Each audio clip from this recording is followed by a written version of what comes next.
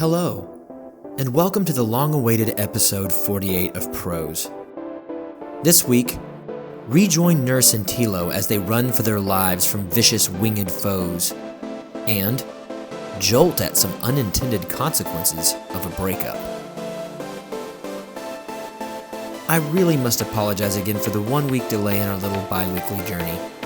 As I mentioned in the Prose update, my teaching position is unique and it calls for me to travel quite often. The month of January has seen me away from my home for pretty much every day it's been around, and February and March aren't looking any better, I fear. Still, we'll keep jaunting through fiction together, even if it means we have to have some on-the-go episodes where my equipment is mobile, my time is limited, in my studio and airport, a hotel lobby, or a random corner that I enjoyed the acoustics in. Very much like today's. Today's episode is, again, episode 48. What that means is Prose is up for its 50th episode in the very near future. This is not nearly as auspicious a moment as when we hit 100,000 downloads, or the 2-year anniversary, or the 100th episode, but I still want to point out that we've been journeying together for some time. I haven't counted the precise number of stories and supplemental episodes from holidays and the like, but if my quick fix math isn't too far off, we have the barest of minimums of 100 stories under our belts. Crazy, right?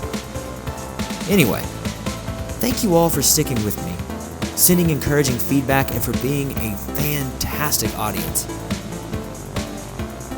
Just to remind you, the best way to help the podcast make it to those other more auspicious earmarks of life is to go and rate Prose on Apple Podcasts/iTunes, and the easiest way to ensure you never miss an episode, or random sorry because I am putting things off by a week announcement, is to subscribe using the podcast catcher of your choice.